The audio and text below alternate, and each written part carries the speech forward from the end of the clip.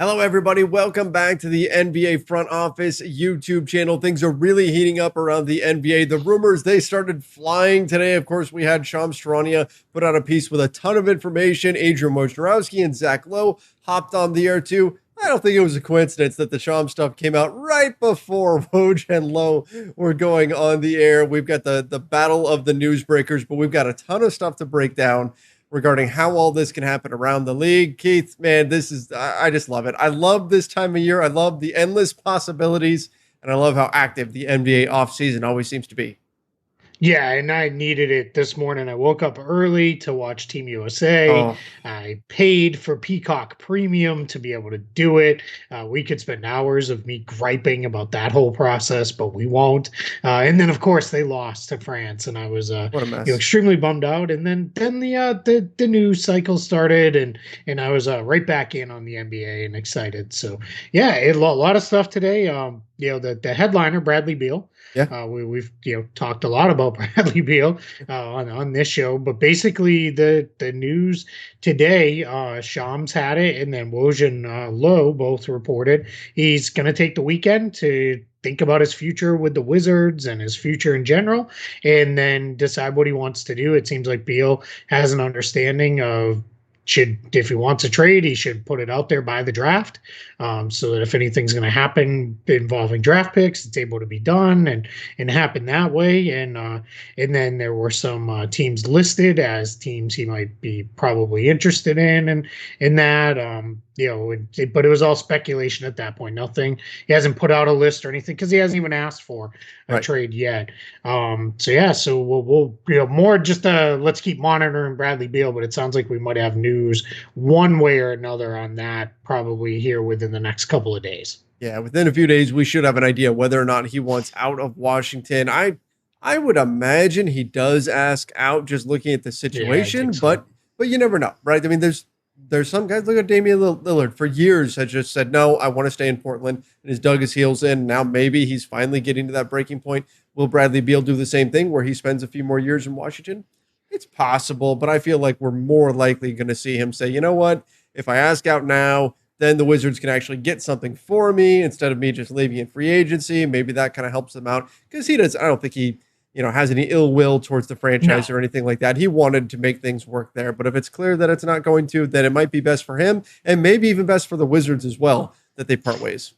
Yeah, and Woj and Lowe made that very clear, which matches, I think, everything we've heard and everything most people have heard is that he's not even entirely sure he wants to leave Washington, that he loves it there. It's meant a lot to him to be there. And I think we forget now with Bradley Beal, he went through a lot early in his career health wise. Yeah. And it would have been very easy for the Wizards to move on from him. He looked like one of those guys who might never make it through a full season healthy, and the Wizards stuck with him and they kept working with him on his rehab and all that stuff, and they pushed to make sure he would be good. So yeah, I think he feels indebted to them to at least some extent for that. But again, just like with Damian Lillard, that only goes so far. As these guys get later in their careers, Mhm. it starts to become winning becomes a priority. They'd like to do it right where they are, but if they feel like it's not going to happen, they're going to ask out. But for now, I guess we're on Beal watch. Let's put it that way. I like that. I like that. Beal Watch. We need one of those like breaking news graphics that can Right? come in and do that, like Storm Watch 2021. Like there'll be But I Beal want it to Watch. be Beal watch with like the old Baywatch theme, like Oh, that's running even under. Yeah, better. there we go. That's Yeah, even if better. I I had like it. any talent at all, I'd do it, but I do not. Lots of slow motion running in that one. Yeah. So the look, Bradley Beal is one of the best guards that's in the NBA. Period. We've got one of the best centers that's on the market too, Jarrett Allen with the Cleveland Cavaliers. I think we're all operating under the assumption that he's going back to Cleveland. They want to keep him. Sounds like he's interested in staying there. But we did get a little bit of news that the Toronto Raptors are a team that would be interested in targeting him if they feel like maybe there's a chance that they can convince Cleveland not to match an offer. Again, I don't think it's going to happen, but just kind of file it away. Something that's interesting to note that the Raptors would want to bring in a center like Jarrett Allen, and perhaps we can come up with some guys that they might pivot to. So if Jarrett Allen resigns with the Cavs, don't be surprised if you see the Raptors pivot to another big on the market because we know clearly that's something that they're after. Yeah, and Toronto's in an interesting spot because they can get to reasonably about 23 to 26 million in cap space or so, maybe even a little bit more if they really wanted to make a run at Allen. They'd have to give him an offer sheet and then try to make it high enough that the Cavs maybe get scared off of matching or something like that. But yeah, it would go a long way towards filling about the only real hole that they have in their starting five. They've got their power forward in place with Siakam. They've got their wing in place with Anunoby. They've got their point guard in place with Van Vliet. They're probably going to re-sign Gary Trent Jr. Or at least I hope, because otherwise, why did you make that trade? Yeah, they have to. So hope. Yeah, so that's the guess there.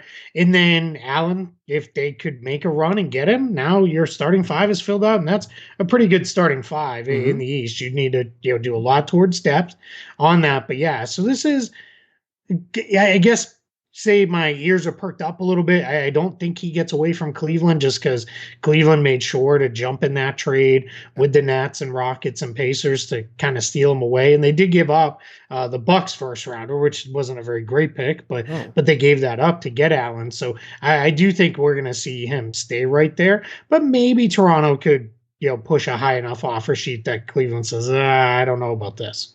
I mean, the move to get Jared Allen was phenomenal by the Cavs. I thought the Cavs made out better than the Yep. Rockets did in the James Yeah. Harden trade. They weren't even the team trading away James Harden. They did a great job getting him. I don't think they're going to let him go, but we'll see what happens from here. If who knows? Maybe the Raptors put out there just a massive offer and the Cavs do blink, but I don't see it going that route. One of my favorite things, and we're going to do another video on the draft, but one of my favorite things in the draft has been the number of terms that we're seeing the newsbreakers out there use to say that player X is being drafted by this team, by team Y, right? They're saying, the Orlando Magic are lasered in, are determined to select, will not be deterred from selecting this guy. And then we get a little bit of this from Shams in reference to Will Barton. Will Barton and the Nuggets have tremendous interest in bringing him back. To me, that says Will Barton's heading back to the Nuggets. Yeah, and that makes a ton of sense Yeah. for Denver because you've got kind of everything in place to make a run at the finals next year. You're hopeful that probably right around the sometime between the trade deadline and the start of the playoffs, maybe Jamal Murray gets back. And really he kind of becomes almost like your trade deadline acquisition in a lot of ways. They've got enough point guard depth to get by. Barton kind of becomes their starting shooting guard, is my guess. And then when Murray is back, maybe you switch Barton to the bench. Maybe you move, Murray comes off the bench initially, just to kind of keep minutes down. You've got Gordon, Porter, Jokic. So you're really pretty well filled out there. You got to fill out your depth a little, but yeah, it makes sense for Barton to stay right there. He's not going to be such a top tier free agent that other teams are probably going to chase him away from Denver either with big enough offers. So he's probably going to get the most money from the Nuggets too, which is a big part of this as well. Now, I don't think he's going to get 13 to 15 million a year is probably the range for him starting salary wise. And I think Denver would do quite well to front load that deal and then have it decline over the life of the contract, just given Barton's age and what his role will probably be. But yeah, this one makes a lot of sense that he just stays right there where he is. I really like it when teams do that with players where they front load, particularly in years where they've got plenty of cap space. They're not worried about it at the time. You never know how it's going to help you out moving forward, especially if the cap continues to rise, that contract continues to decline, especially as a player gets older. That's how you can help yourself and make sure that you continue to have a positive trade asset into the future and it doesn't flip to becoming a negative one where you have to attach assets if you want to trade the guy later on. Absolutely. Also mentioned for the Nuggets, Shams mentioned that JaMychal Green is considering they're expected to discuss a new deal. We threw out there. I think it's either Green or Millsap. They'll keep one or the other, probably not both. It's just probably not the way they really want to spend money. But yeah, that's my guess. Is that's kind of where that goes. We jokingly said give them both offers and say whoever signs first gets it and go from there. But it'll probably be something along those lines with those guys. Dallas, Tim Hardaway Jr. Yes. Priority for them to re-sign him. This one could go a couple different ways because a couple people have asked me, well, You keep saying that they're going to renounce him to have max cap space. And I still think that's the way it may go. See where the cap space lands out, work something out with Hardaway using whatever's left over the space or whatever, because he's certainly going to come in under his cap hold. His cap hold's just too large to make sense for Dallas to sign him at that number, and that's kind of what cap holds are semi-designed to do, I guess. His cap holds $28 million. That's not going to happen next year, so it would make sense to bring him back, but renounce him, then make sure you keep 17-18 million of cap space available to re-sign Hardaway, and then still have some spending power and free agency around that, because they can't really get to meaningful cap space and keep his cap hold on the books. So even if you see that they renounce him, that doesn't necessarily mean that Tim Hardaway Jr. is leaving Dallas. Yeah, I agree. I think that it's the type of thing where just flexibility wise, it might make sense for them to go that route. I am really interested to see what happens with his contract, what number he's at. I think he's a tremendous player. I think that it's now the Tim Hardaway Jr. trade. It's not the Kristaps Porzingis trade anymore, because he was more important for them in the playoffs this past season. But you know what? I do worry a little bit. 2 years in a row, almost. Yeah. I mean, he's been great. But I guess my one concern here is that he's become such a good tough shot maker, which is a real skill. But at 29 years old, how quickly does that drop off? And suddenly those tough shot makers then become tough shot missers. I'd be a little bit wary of paying him a fortune, especially on a 4-year deal. But again, he's been tremendous. Take nothing away from him. He's been excellent. I would love to see him stick right there with the Mavs, because it seems like he's found a home. But I will say too, I mean, the Mavs have been listed as a possible landing spot if Kawhi starts to look around. So I think that's something that the Mavericks have to consider. And if Tim Hardaway Jr. is what you have to sacrifice in order to have the room available to go after a guy like Kawhi, it's probably something you do. What's that? Yeah, I said bye, Tim Hardaway. Yes, yeah. Yeah. I mean, that's just the reality of it, right? I mean, it's just about anybody. There's probably maybe 7 or 8 guys in the league that wouldn't instantly be see you later guys for a team. Yeah, and I think with Dallas too, is Tim Hardaway looks a lot better if he is your 4th or 5th best guy. Sure. If he's your 2nd or 3rd best guy, he probably doesn't look as good as it would. So you're hopeful, add some talent around Luka, knock Hardaway down a slot or 2, and you're going to be a much better team. There's a lot of stuff going on with the draft. As Trevor said, we're going to do a draft video for you all, kind of breaking down all the draft news. Shams had some, Woj and Lowe's had some, and then Jonathan Givony of ESPN dropped a new mock draft today, which that was just filled with draft nuggets, but two. I want to touch on 2 because they involve players and not just pick movement. But the Houston Rockets are looking to use Eric Gordon and one of their picks in the 20s, so that's 23 or 24, to move up in the draft. Yeah, and I would like to wake up tomorrow, 100 pounds lighter.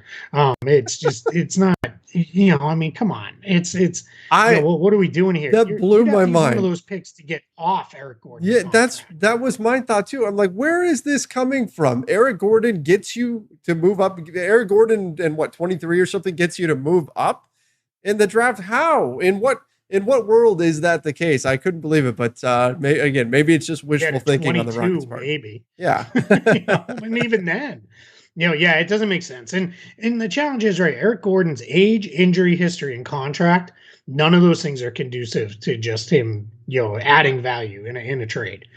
So that one doesn't make a lot of sense. One that does make some sense, I think, is the Grizzlies and Pelicans are talking. And this one, I've heard this now from so many different people that I think there is something probably here being discussed, the framework.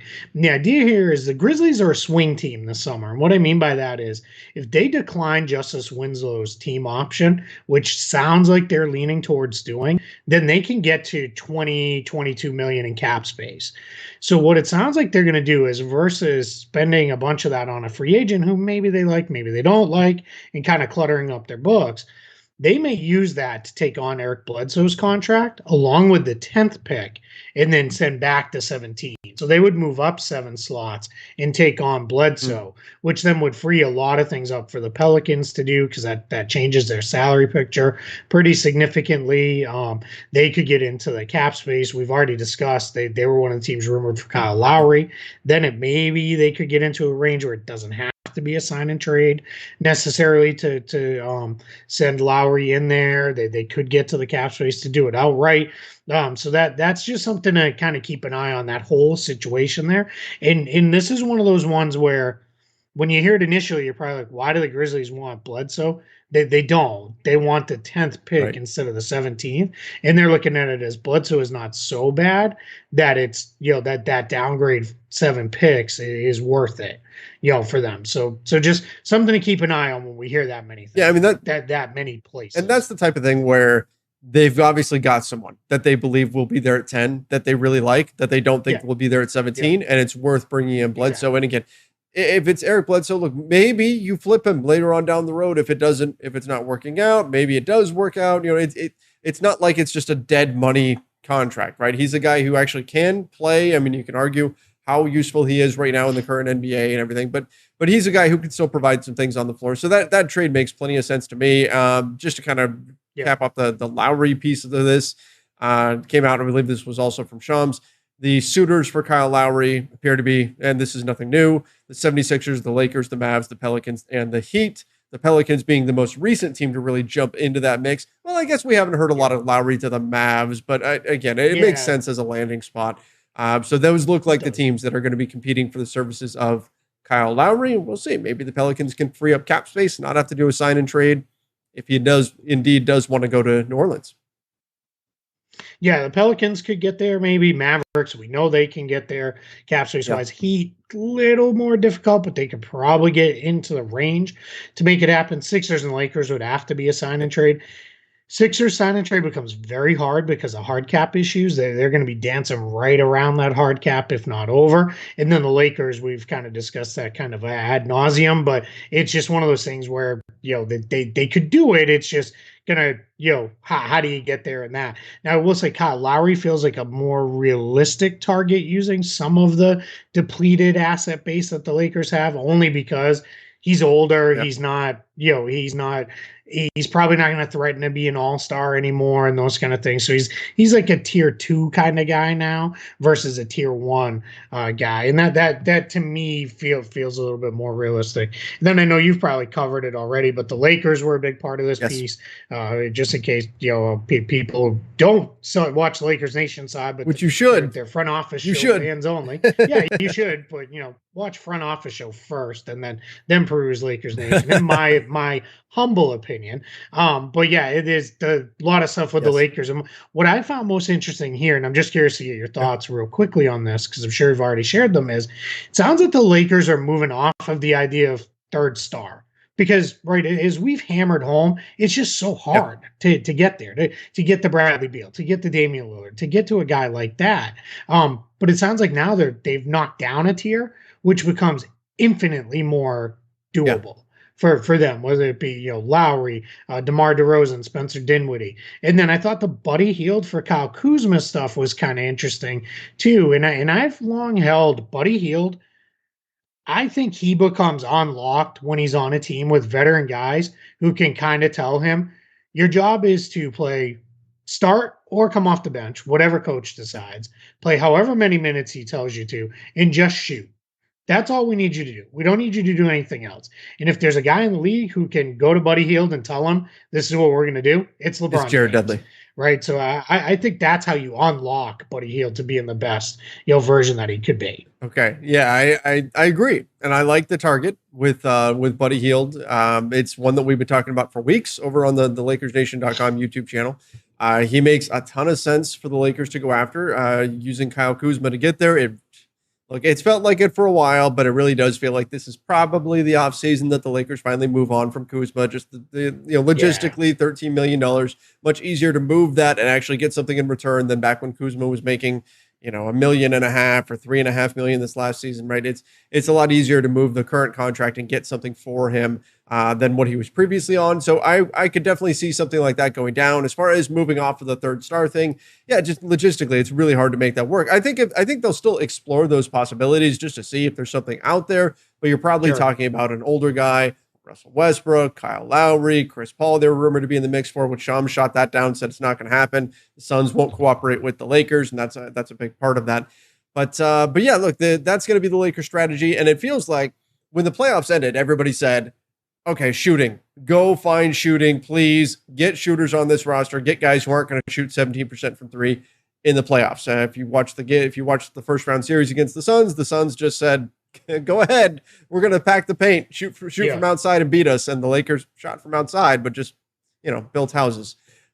So I think that what we're going to see is instead of just shooting, though, they're actually targeting playmakers. Buddy Hield may not fit that bill, but a lot of the other guys do. Kyle Lowry, of course, Chris Paul, Russell Westbrook, those types of players do fit that bill. So I think that's what we're going to see them target. It will be interesting if they go get a guy like Buddy Hield and you trade assets. Do you then drop down a few tiers in terms of a playmaker and start looking at, your backup guys, you're like TJ McConnell type, not him specifically necessarily, but that level of player. I think that's what we're going to see out of them, or we'll see them go all in and try to get a Lowry or one of that tier guy, and then try to find more of a lower tier shooter out there. Maybe, you bring back like a Wayne Ellington or somebody like that. I don't think you're getting both of those things at the same time at the top tier anyway. No, yeah, that's the hard thing. I mean, maybe Wayne Ellington, because we've seen him now bounce around on a minimum. Yeah. He's a real good test of the once a minimum player, always a minimum player kind of theory that's out there. Because he hasn't had that big stage like a Reggie Jackson did this year to kind of play himself off of a minimum. Two other quick things on from the Woj and Lowe special that are related here. Woj said that almost every team in the league he's talked to has been offered some version of the Kuzma KCP combo. Not exactly a surprise, right? That's $26 million in salary that you can put together, and that's how the Lakers are going to improve majorly if they're going to go. I know there's a lot of dreaming out there about Dennis Schroeder signing trades and double signing trades and all these things. I'll say it again because we're going to have to say it till we're blue in the face. Signing trading a player away does not hard cap you. We did a whole thing on that, but yeah, it still comes up. So I feel your pain on this now. Our good buddy Eric Pincus also tweeted about that, which is clearly Lakers fans asking him about if we sign a trade Dennis Schroeder, we hard cap. We've got a lot of questions about that for sure. Yeah, so it does not do that, but yeah, that was just something that was kind of interesting. There a couple other things, quick hitters from this, because I know you were unable to watch the whole deal there. So Zach Lowe said Ben Simmons' value seems to be at an all-time low. That would maybe make a little sense not to a surprise, things right? We've been kind of positing. Yeah. They said it could get serious this week on a trade, though, but they don't feel like they have to do a deal this week, which, probably not, right? I don't know that Simmons is the deal involving draft picks in this year's draft anyway. So that there was that. And there were a few other things. I'm sure that'll re-air or be released in a podcast version. Yes. So go listen to that. But it is very, very interesting. I definitely will. And you know what? Like I missed that because we were out picking up my wife's birthday present, which is a puppy that right now she is taking care of downstairs. So yeah, that was. I felt like that was a worthwhile reason to miss the Woj and Lowe thing. And you know what? I'll make sure I check it out. I've seen the pictures, guys. It was worth it. It's worth it. Very worth it. He is adorable. But the Simmons thing, as far as it getting out, like we always talk about, okay, where's the news coming from? Who benefits? Them not feeling like they have to, the 76ers not feeling like they have to make a deal right now. That's coming from the 76ers, right? I mean, that's them putting out there that, hey, it's code for we didn't get the offer that we want, right? Like if they had the offer that they want, then of course they would just make the move right now. That tells you that whatever it is, whatever the bar, and we've heard all-star caliber player, and maybe it has to be a certain tier of all-star caliber player, maybe not just a guy who barely squeaked in, right? All-star caliber player, clearly that bar is not being hit at this moment. Maybe that changes moving forward. Maybe that changes after the draft. Maybe that changes if there's an arms race, right? That very well may happen, right? Let's say the Golden State Warriors make a big move. They package 7 and 14 and James Wiseman, and they land a piece, and a bunch of other teams in the Western Conference go, we better keep up. Maybe that causes somebody else to increase their offer for Ben Simmons. So if the asking price isn't being met right now, it makes a lot of sense as to why the 76ers would say, let's just wait. Let's see how this thing develops. We're not in any kind of rush. But again, it does tell me that teams are not valuing Ben Simmons at the moment at the same way as the 76ers do. Yeah, and that's what I think is going to happen. I think we're going to see a lot of these things, to use our favorite phrase, the summer of the trade.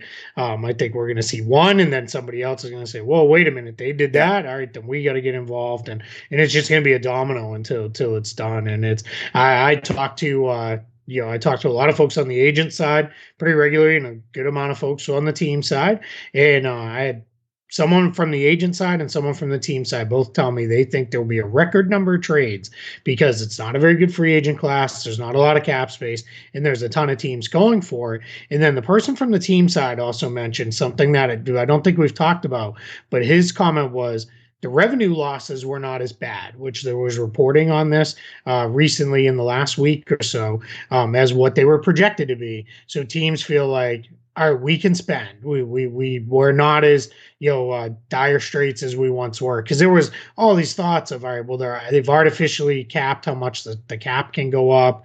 Maybe teams won't use their full mid levels. Maybe some of the cap space teams won't spend all of their cap space and all these kind of things. And it looks like now we're going to be right in where we usually are. Teams are going to spend and they're going to do their things. And, teams like the Warriors and Sixers and Nets will probably blow so far past the tax that they won't even be able to see it. So, yeah, it's just going to be, a more normal offseason as far as team payrolls go than I think many were expecting. And that should also help open up and lead to a pretty robust trade market. So, Keith, I want to see the super active offseason. I want to see all these trades. I want the chaos. Bring it. But let me just throw one thing out there as we close here. You mentioned how everybody just about thinks they can contend and is ready to go out there and make those moves. Who's selling? What if there's not enough sellers in order to have that level of activity? And I'm hoping that is not the case. I hope that's not the way it goes. But if things do not materialize the way we think they do in terms of the summer of the trade, that could end up being the reason why. Yeah, it definitely could be because the league needs some sellers. But I think what we have is there are stars on the market from teams that are also not sellers, right? So Ben Simmons, Philly is not a seller, but they could trade Simmons, and that opens things up. If Toronto did a Kyle Lowry sign-in trade, that's going to return value to them, even though they in effect kind of sold on Kyle Lowry. So I think that's where this one gets a little bit different. Is I think there is I like to call it retooling or rebuilding on the fly. I think there's a handful of teams that are going to look to rebuild on the fly versus the traditional Oklahoma City style tear down of everything must go and we're starting this all completely from scratch. I don't know that we're going to have very many of those. What I do think will happen is we'll have a couple teams that are kind of on the edge of maybe we should go to the playoffs or not. They'll look, a day or two into free agency and say, wow, you know what, where it's going to be a struggle for us to even make 10 in the play-in. So let's go a different direction here. And we can really probably, recoup a lot of value by selling off some stuff. I think we might have a couple teams that go that direction. But yeah, I think this is going to be more of, hey, we have this piece. He doesn't really fit for us, but he could fit for you. And you have those guys that don't fit for you. And it's just going to be, let's reach the exchange. And I think that's what could lead to it. Agreed. And I think that is probably ultimately the way it's going to go. Just kind of throwing that out there, just in case. We do see things not pick up like we expect. And you know what? I had to smile every single time that we mentioned, okay, just to give you a glimpse into my brain. When I hear OKC mentioned with draft picks, I have this image that pops into my head of Sam Presti Scrooge McDuck diving into just this sea of draft picks, because at this point he's got all of them right now. So somebody make us that yes, gift and make us a Beal watch. We'll incorporate them in the show. If someone will create those for us, we will incorporate them in the show somehow. I promise. We will figure out a way to use, and we'll share them on Twitter. Yes, that will be with full. That's what we're offering if you are willing to make those things. Absolutely. All right, everybody. All right. Well, Trevor, I got to go count up how many more millions Evan Fournier made himself today and what his next contract looks like. I haven't stopped yet, so I got to keep counting. I'm sure it's quite a few, but yeah, a lot to get through right now. A lot of stuff going on. So make sure you guys do subscribe right here to the NBA Front Office YouTube channel. Don't forget to turn on those notifications. We really appreciate it. We are careening towards 6,000 subscribers now. We're almost there. So make sure you guys do hit that subscribe button. We really do appreciate it. And also like this video. Till next time, everybody, stay safe and see you.